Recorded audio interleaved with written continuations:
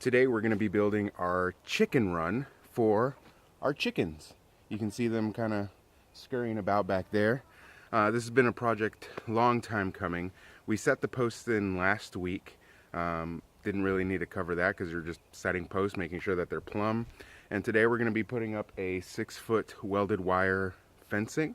And then we're going to be strapping those on with some 1x4s and 1x6s so that we have a nice cross support that goes around the entire perimeter of the chicken run.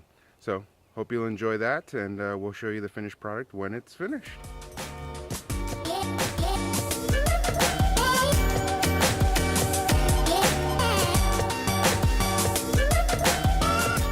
For the last few weeks we've been using the electric poultry netting as a means to keep the birds contained. You can see that it runs the perimeter of our current chicken run, which is attached to the chicken coop. We've been using this method for a few weeks and it's been working really well. It is electrified to keep the predators out. The only problem that we've had so far is that our big birds, like the rooster, likes to fly over.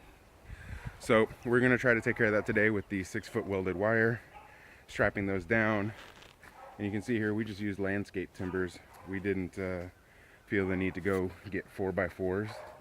We will eventually be putting covering for the chicken coop or chicken run area itself. So we intend to put a lean-to that comes out about halfway to the chicken run, and then they'll have a covered patio and we can put their food and their water there, and that'll make for a nice little covering for them. You can see for the most part it keeps the birds inside, but then you always have one little girl who decides that she's going to make her way outside. They've been following after the rooster, and so then they get outside. And that's what we're gonna try to fix today.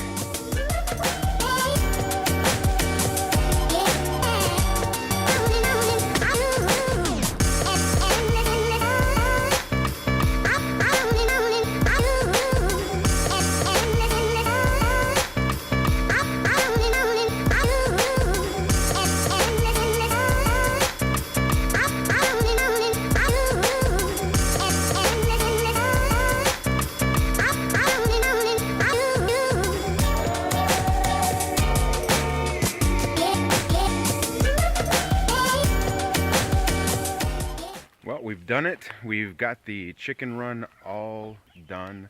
We used the welded wire for the majority of the actual fencing. We used 1x4s here at the top and in the middle for some extra support that runs all the way through the perimeter of the chicken run. And then at the bottom we used a 1x6, which we intend to use hardware cloth, and that's going to skirt and come out a little bit here. We'll have rocks, and we intend to have a little bit of a chicken garden set up along the perimeter of the chicken coop itself, and that'll be something that we can cut and throw to the chickens as they grow up. The construction got a little difficult at the beginning of it. We had the welded wire in one big roll, about 100 foot. What we ended up doing was taking it from the first corner where you see the door, and then we stretched it all the way around, and we just unrolled it all the way till we got to the back corner of the chicken run, where we cut it off, and then we tacked it to the wall right here.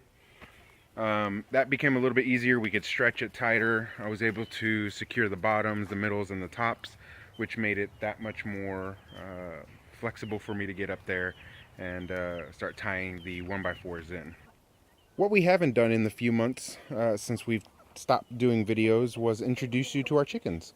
We actually started off with a batch of 16 one-day-old chicks that we had delivered from Ideal Poultry. One of those did not survive. She passed on day 3. But from there, you can see that we have a Plymouth White Rock. We have some Buff Orpingtons right here. We also have some Americanas right there. We have some black Australorps. And what else did we have? I think that's all of them from the first batch. We knew that those weren't going to lay until early June, potentially. So we opted to get another batch from a lady who was selling. She had 2 salmon faverolles. Or actually, she had a whole bunch of salmon faverolles. And if you're not familiar, that is Ginger and that is Becky. Becky got her name from Finding Dory. So if you know who that is, you know exactly why we named her Becky. But those are salmon faverolles. They're French birds. They're really good layers. Ours have not started laying yet, but we got her and Becky at around 20 weeks. So they're right around 24 weeks now, and they should be laying anytime soon. From there, we ordered, after Thanksgiving, a second batch of 15 birds, of which I believe we had 4 pass away. So those are the smallest birds that you see in here. So they're about 4 weeks behind our original batch. And we have some silver lace Wyandottes. We have some Easter eggers. We also have some barred rock. And there are the other silver lace over here, along with some barred rocks trying to get some food. From there, we actually met a neighbor down the road from us who could no longer support her chickens because they were doing some construction on their property. And she sold us 7 of her already laying second season, or this will be their second season.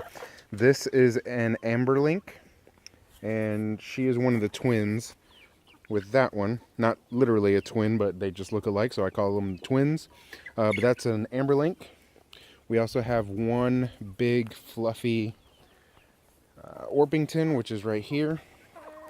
She should be laying, if not already laying. We also have some additional Americanas, and then this guy right here is my King Koopa. That is his name. He is king of the coop. He is the one rooster that we have, and he is an awesome rooster. We'll do another follow-up video on him, but he's an Americana rooster. He's just been a great asset to have in the coop. Protects his girls, protects the flock. Does a really good job of pointing out where the food is, dropping it for them. He just does an all-around great job of doing his thing. A lot of the techniques that we've employed for our flocks, it comes from Abundant Permaculture. Justin Rhodes, if you've followed that channel, it's a great channel. I'll link it somewhere in here. But he's got a lot of great information on starting out, how to raise your flock correctly. I mean, all of it's relatively subjective, but it's been really great advice. You know, you can see right here that we use the same 5-gallon water barrel, water feeder. We have a pallet here raised up so that when they step on it, they don't get all that nastiness in the water. It still gets dirty, we can clean it off, but it's not as bad. We even use the big feed pans because they work, and now they think they're getting fed. But a lot of the methods that Justin employs, we have tried to incorporate down to even fermenting the feed.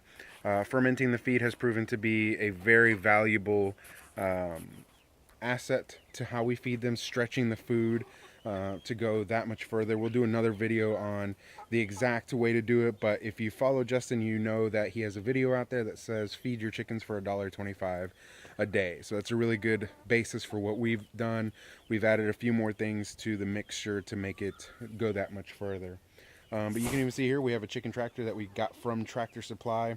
We were using that for the baby birds so that we can incorporate them into the flock when they got to be a little bit bigger. They just dove right in. They were really good about assimilating.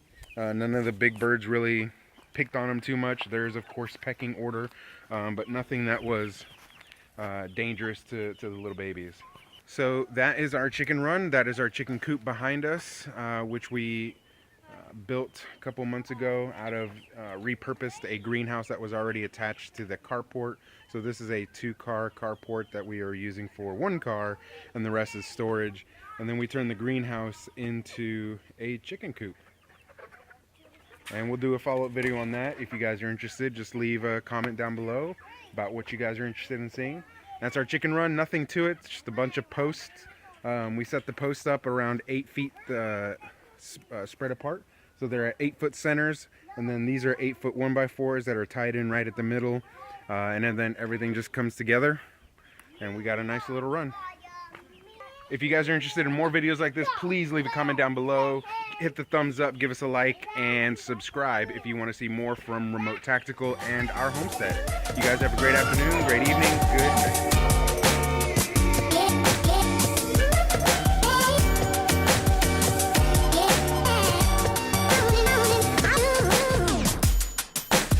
Chicken, chicken, chicken, chicken, chicken, chicken, chicken, chicken, chicken, chicken, chicken, chicken, chicken, chicken, chicken.